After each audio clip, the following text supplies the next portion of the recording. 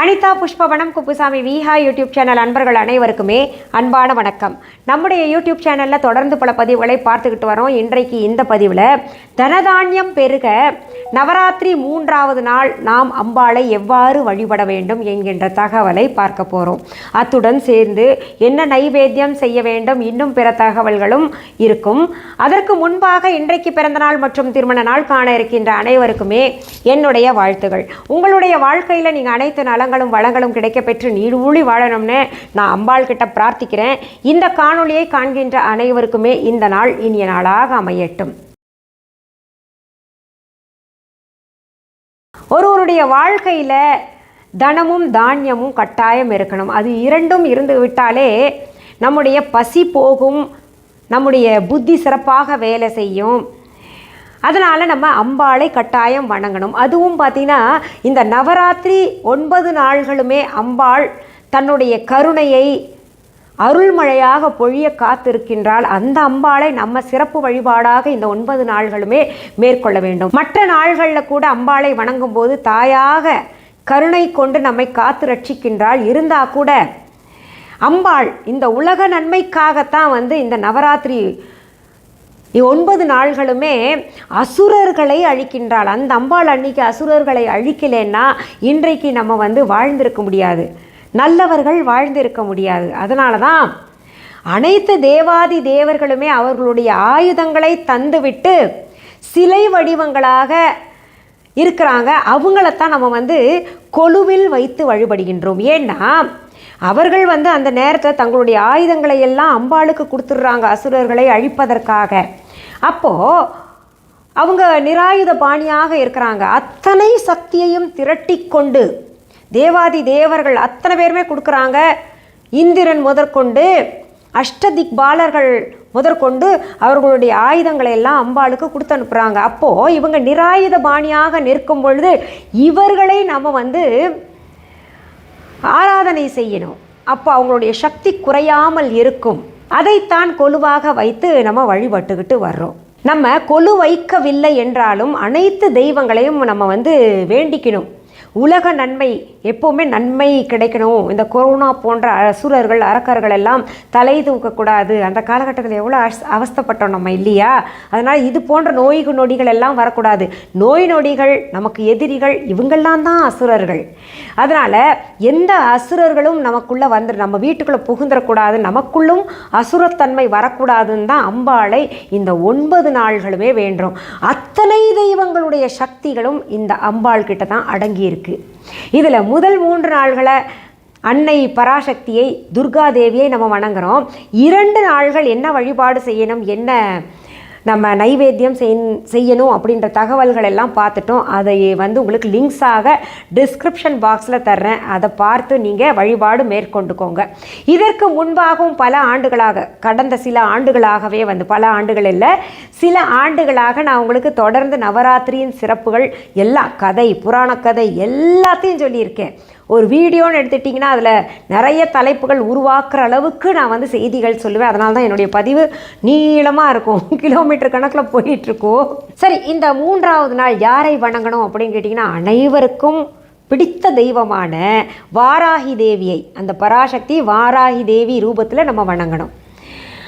இந்த வாராகி தேவி மகிஷனை அன்றைக்கு உக்கிரமாக வதம் செய்கின்றாள். அந்த தேவிக்கு நம்ம சிலை நிறைய பேர் வச்சுருப்பீங்க, என்கிட்டயே வாங்கியிருக்கீங்க சிலர். அப்புறம் படம் கூட வச்சுருப்பீங்க. என்ன பண்ணுங்கள், அந்த வாராகி அன்னை படம் இருந்தால், சிலை இருந்தால் எடுத்து நீங்கள் மனை மேலே சிகப்பு துணி விரித்து அது மேலே வச்சுக்கோங்க. அதற்கு மலர்களால் முடிஞ்ச அளவுக்கு அலங்காரம் பண்ணுங்கள். அன்றைக்கு நாம் பயன்படுத்த வேண்டிய மலர்கள் செண்பகப்பூ. இந்த செண்பகப்பூ அன்னைக்கு மிகவும் பிடித்த பூ. இந்த செண்பகப்பூ இது எப்படி உங்களுக்கு தெரியும் அப்படின்னு கேட்டிங்கன்னா, நம்ம படிக்கிற செய்திகளில் இருக்குல்ல, புராண புத்தகங்கள் நிறைய படிக்கிறோம், ஆன்மீக புத்தகங்கள் படிக்கிறதுல நிறைய செய்திகள் கிடைக்கின்றன காரணத்தினால்தான் உங்களுக்கு சொல்கிறேன். செண்பகப்பூ மற்றும் வேறு ஏதாவது மணமான பூக்கள் கிடச்சிதுன்னா அதை கொண்டு நீங்கள் அர்ச்சனை செய்யலாம். இல்லைங்க, நாங்கள் வெளிநாட்டில் வாழ்ந்துகிட்டு இருக்கோம், எங்களுக்கு அந்த வசதியெல்லாம் கிடையாது அப்படின்னு நினைக்கிறவங்க எல்லா நாள்களுமே குங்கும அர்ச்சனை செய்யலாம். குங்குமம், மஞ்சள் என்பது அம்பாளுக்கு உரிய பொருள்கள். நல்ல மணமான இது பூ கிடைக்காதவங்க என்ன பண்ணுங்கள், புனுகு, ஜவ்வாது இது போன்ற அதாவது பூஜைக்குரிய பொருள்களை பயன்படுத்தி கொண்டு அதை படத்துல எல்லாம் பூசிட்டு நல்ல மணமாக்கிக்கோங்க. மலர்களை தாண்டி மனம் கிடைக்கும். இதுவும் இயற்கையாக உருவான பொருள்கள் தான். அதனால் இதெல்லாம் பூசிக்கோங்க. இன்னொன்று வழிபாட்டிற்குரிய பொருள்கள். இதை சொல்லும்போது நிறைய பேர் பிஸ்னஸ்க்காக சொல்கிறீங்களா அப்படின்றாங்க. இருக்கிறதத்தானே சொல்கிறேன், இல்லாததான் நான் சொல்லிக்கிட்டு இருக்கிறேன் இல்லையா? இல்லாததையே நிறைய பேர் பேசிகிட்டு இருக்கும்போது இருக்கிறத பற்றி நான் பேசுகிறதுல என்ன தப்பு? அதாவது இப்படி இருக்குன்னு சொல்கிறதுக்கு நான் நிறைய விஷயங்கள் எடுத்து காமிப்பேன், உதாரணங்கள் சொல்லுவேன், புத்தகங்களில் இருக்கக்கூடிய எடுத்துக்காட்டே சொல்லுவேன். ஆனால் இப்படி எண்ணிக்கையில் வச்சு வணங்கக்கூடாது, சோழி வச்சு வணங்குறது, கருமஞ்சள் வைக்கிறது, இதெல்லாம் வச்சு வணங்கக்கூடாது அப்படின்னு சொன்னாங்கன்னா அது வணங்கக்கூடாதுன்றதுக்கான ஆதாரம் யாராவது காமிச்சாங்கன்னா அதையும் ஏற்றுக்கொள்ளலாம் இல்லையா? சரி, அந்த டாபிக்கு போக வேண்டாம். நம்ம இப்போது நம்ம என்ன பண்ணுவோம், நல்லதே நினைப்போம், யாரையும் இது பண்ண வேண்டாம் இல்லையா? யாராவது சொல்லும்போது தான் நானும் கொஞ்சம் பேச ஆரம்பிச்சிடுறேன்.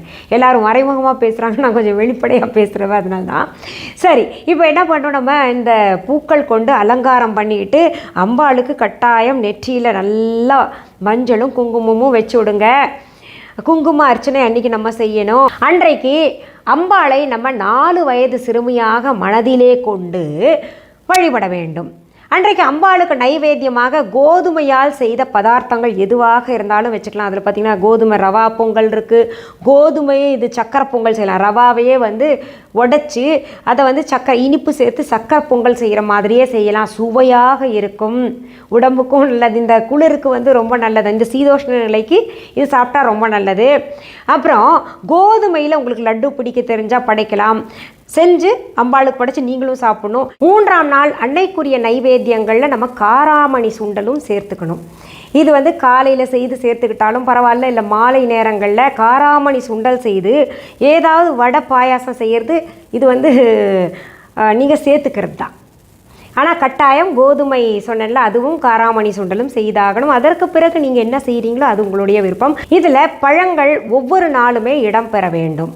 பூண்டு வெங்காயம் மட்டும் இந்த நவராத்திரி நாள்களில் சேர்க்காமல் நீங்கள் செய்து படைத்து விட்டு பூஜை செய்து அர்ச்சனை செய்து அம்பாளுக்குரிய பாடல்கள் பாட தெரிஞ்சால் பாடிக்கிட்டு இதை விரதம் மேற்கொள்கிறவர்கள் ஒருவேளை உண்டு, தானும் உண்டு வீட்டிலே இருக்கக்கூடிய அனைவருக்கும் கொடுத்து தானம் கட்டாயம் கொடுக்கணும். அன்னதானம் சிறந்தது இந்த நவராத்திரி நாள்களில். அதனால் நம்ம என்ன செய்கிறோமோ என்ன சாப்பிட்றோமோ அது பிறருக்கு கொடுக்க வேண்டும். வீட்டிலே அழைத்து கொடுக்க முடிஞ்சால் கொடுங்க. எந்த ரூபத்தில் வேண்டுமானாலும் அன்னை நம்ம வீட்டுக்கு வருவாங்க. அதனால தான் இந்த நவராத்திரி நாள்களில் யாரும் வந்தால் வெறும் கையோடு அனுப்பாதீங்க. குறைந்தபட்சம் குங்குமம் கொடுக்கணும், வெத்தலை பாக்கு கொடுக்கணும், தாம்பூலப்பை கொடுக்கணும், அப்புறம் 1 ரூபாய் வச்சு வெத்தலை பாக்கில் கொடுக்கணும்னு எல்லாம் சொல்கிறது. அதனால் அதுலேயும் குறிப்பாக பார்த்திங்கன்னா இந்த சிறுமிகளுக்கு முக்கியத்துவம் கொடுப்பாங்க. அன்னை சிறுமி வடிவத்திலே தான் இருப்பாள் இந்த நவராத்திரி நாள்களில். அதனால் என்ன அவன் அசுரம் அப்படி தானே வரம் வாங்கியிருக்கான், எனக்கு பெரியவங்களால எல்லாம் உயிர் போகக்கூடாது, சிறுமியால் தான் உயிர் போக வேண்டும் அப்படின்லாம் சொல்லியிருக்கான். எந்த சிறுமி என்னுடைய அசுர பலத்தை சாகடிக்க போகிறான்ற ஒரு திமிரில் அந்த மாதிரி வரம் கேட்டு விட்டான். அதனால் சிறுமியாகத்தான் அன்னை அசுரர்களை வதம் செய்கின்றாள். அதனால் இந்த நவராத்திரி நாள்களில் சிறுமிகளுக்கு நம்ம வீட்டில் இருக்கிற பொம்பளை பிள்ளைக்கே கூட அம்பாளாக அலங்கரித்து அவளுக்கு முக்கியத்துவம் கொடுக்கணும். அதனால் நீங்கள் என்ன பண்ணுங்கள், நம்ம வீட்டில் இருக்கிற பிள்ளைங்களுக்கும் வெளியிலிருந்து வர்ற குழந்தைகளுக்கும், இல்லை யாராவது ரோட்டில் ரொம்ப பசியால் இருக்காங்கன்னா இந்தாம்மா உனக்கு இந்த ஒரு பாவாடை சட்டை வச்சுக்கோ, இந்த சாப்பிடு அப்படின்னு அவங்க உடலை மறைக்க மானத்தை மறைக்க ஒரு துணி வாங்கி கொடுக்கறது, சாப்பாடு கொடுக்கறது, இதெல்லாம் ரொம்ப ரொம்ப நல்லது. சிறுமிகள் கிடைக்கலன்னா பெரியவங்களுக்கே கொடுங்க. இன்னும் பிற தகவல்கள் இந்த நவராத்திரியின் 1ஆம் நாள் 2ஆம் நாள் எல்லாம் சொல்லியிருக்கேன். அதை நீங்கள் பார்த்து தெரிஞ்சுக்கோங்க. எதனால் சிறப்புகள் என்ன, இதெல்லாம் தகவல்கள் நம்ம தெரிஞ்சோன்னா இன்றைக்கு முதலாக 3ஆவது நாள் நீங்கள் பார்க்குறீங்கன்னா அதற்கு அந்த தகவல்கள் உபயோகமாக இருக்கும். சரி, இந்த பதிவு நமக்கு தனதானியம் கிடைக்கப்பெற்று மகிழ்ச்சியாக வாழ்வதற்கான பதிவு கொடுத்துருக்கேன். உங்களுடைய வேண்டுதல்கள் அதை நோக்கியே இருக்கட்டும் கட்டாயம். அதாவது இந்த 9 நாள்களையும் ஒவ்வொரு விதமான வேண்டுதல்கள் இருக்குது. அந்த வேண்டுதல்களை நம்ம வேண்டினாலே போதும், நம்ம வாழ்க்கையில் சுபிக்ஷமாக இருக்கலாம், அனைத்தும் கிடைக்கப்பெற்று வாழலாம்.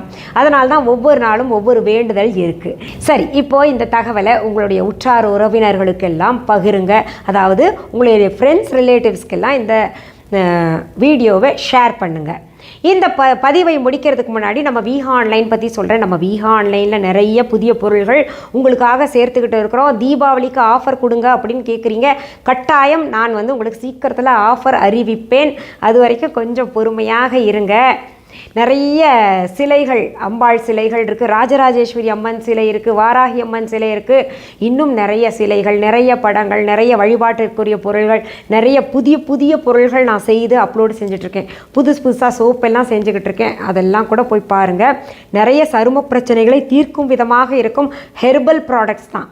விஹா ஆன்லைன் என்பது எங்களால் நடத்தப்படுகின்ற, அதாவது என்னால் நடத்தப்படுகின்ற ஆன்லைன் ஷாப். இது வரைக்கும் யாராவது விஹா ஆன்லைன் ஷாப்பிங் ஆப் எங்களோடது டவுன்லோட் பண்ணிக்கலன்னு வச்சுக்கோங்களேன், உடனே போயிட்டு தம்ப்நெயிலில் கொடுக்கப்பட்டிருக்கின்ற விஹா ஆன்லைன்ற ஸ்பெல்லிங் பாருங்கள். அப்படி இல்லைன்னா டிஸ்கிரிப்ஷன் பாக்ஸ் ஓப்பன் பண்ணுங்கள். விஹா ஆன்லைன் ஷாப்பிங் ஆப்கான லிங்க்ஸ் எல்லாம் தரப்பட்டு இருக்குது. அதை ப்ளே ஸ்டோர் இல்லாட்டி ஆப் ஸ்டோரில் டெக்ஸ்ட் பண்ணிக்கோங்க. என்ன ஃபோன் வச்சுருக்கீங்கன்னு உங்களுக்கு தான் தெரியும். ஆண்ட்ராய்டா, ஆப்பா, ஐஃபோனா அப்படின்னு உங்களுக்கு தான் தெரியும். அதனால் அதில் டெக்ஸ்ட் பண்ணிவிட்டு டவுன்லோட் பண்ணி வச்சுக்கோங்க. இது தவிர பார்த்தீங்கன்னா viha.online என்கின்ற இ-காமர்ஸ் வெப்சைட்டும் நாங்கள் நடத்திட்டு இருக்கோம். உங்களுக்கு எது வசதிப்படுகின்றதோ அதில் போய் பொருள்கள் பார்க்கலாம், ஆர்டர் பிளேஸ் பண்ணலாம். பொருள்களை நேரில் பார்த்து வாங்கணும் அப்படின்னு இருக்கிறவங்க சென்னை ராஜா அண்ணாமலைபுரத்தில் இருக்கக்கூடிய எங்களுடைய விஹா கடைக்கு வாங்க. அங்கே பொருள்கள் நிறையா இருக்குது. அதனால் பார்த்து நீங்கள் தேர்ந்தெடுத்து வாங்கிக் கொள்ளலாம். அதற்கான phone number, address viha.online e-commerce வெப்சைட்டில் மற்றும் விஹா ஆன்லைன் ஷாப்பிங் ஆப்பில் மற்றும் இந்த டிஸ்கிரிப்ஷன் பாக்ஸ்லையும் கொடுத்துருக்கோம். இது தவிர கூகுள் மேப்ஸில் விஹா ஸ்டோர், விஹா ஷாப் சென்னை அப்படின்னு போட்டிங்கன்னா எங்களுடைய கடைக்கு உங்களை கொண்டு வந்து அழகாக அந்த மேப் சேர்த்து விட்டுடும்.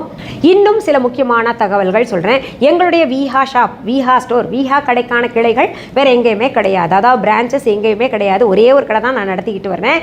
என்னுடைய பெயர், புகைப்படம், வீடியோவை பயன்படுத்திக்கிட்டு யாராவது அவங்க கடை தான் அப்படின்னு விஹான்னு பேர் போட்டிருந்தாங்கன்னா அதற்கும் எனக்கும் தொடர்பு கிடையாது. அப்படி செய்ய மாட்டாங்க. செய்கிறவங்களெல்லாம் நாங்கள் தடுத்து நிறுத்திக்கிட்டு வரோம். போலியெல்லாம் செய்வாங்க. அது தவிர எங்கள் விஹா கடையிலேருந்து தான் பொருள்கள் வாங்கிட்டு அவங்க ஸ்டோர்லேயோ இல்லை வெப்சைட்லேயோ இல்லை ஷாப்பிங் ஆப்லேயோ விற்றுக்கிட்டு இருக்காங்க அப்படின்னு சொன்னாங்கன்னா அது முற்றிலும் தவறான செய்தி. எதுக்கு இதெல்லாம் இவ்வளோ நீட்டி சொல்கிறீங்க அப்படின்னு கேட்டிங்கன்னா, இது போன்ற தவறுகள் நடந்துகிட்டு இருக்கு, நடந்தது, அதை தடுத்து நிறுத்திட்டு இருக்கோம். இனியும் நடக்காமல் இருக்கிறதுக்காக தான் நான் சொல்லிக்கிட்டு இருக்கிறேன். இது போன்ற போலிகளை தவிர்ப்பதற்காக நான் திரும்ப சொல்கிறது, விஹா ஆன்லைன் ஷாப்பிங் ஆப், அதாவது என்னுடைய விஹா ஆன்லைன் ஷாப்பிங் ஆப்பை டவுன்லோட் பண்ணிக்கோங்க. அதில் மிஸ்ஸஸ் அனிதா குப்புசாமிஸ் விஹா அப்படின்னு இருக்கும், பச்சை கலர் எழுத்தில் இருக்கும்.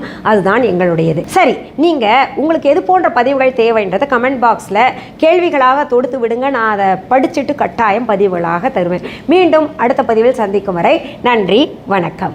அன்பான வாடிக்கையாளர்களே, உங்கள் விஹா ஸ்டோரில் பூஜை பொருட்கள், சிலைகள், ராசிக்கற்கள், வாஸ்து பொருட்கள், விதைகள், பாரம்பரிய அரிசி வகைகள், சிறுதானியங்கள், ஆர்கானிக் பொருட்கள், மூலிகை எண்ணெய், மளிகை பொருட்கள், மரச்செக்கு எண்ணெய், மரப்பொருட்கள், வெள்ளி ஆபரணங்கள், கிஃப்ட் ஆர்டிகல்ஸ், காட்டன் மற்றும் பட்டு புடவைகள், காட்டன் சுடிதார்கள், பட்டு பாவாடை, குழந்தைகளுக்கான விளையாட்டு பொருட்கள், ஹை குவாலிட்டி இமிடேஷன் நகைகள், வீட்டு உபயோக பொருட்கள், ஜூட் பேக்ஸ், ஹேண்ட்மேட் சோப்ஸ், அழகு சாதன பொருட்கள், சிறுதானிய பிஸ்கெட்டுகள், ஹோம் அப்ளையன்சஸ், இன்னும் பற்பல பொருட்கள் விற்பனைக்குள்ளது.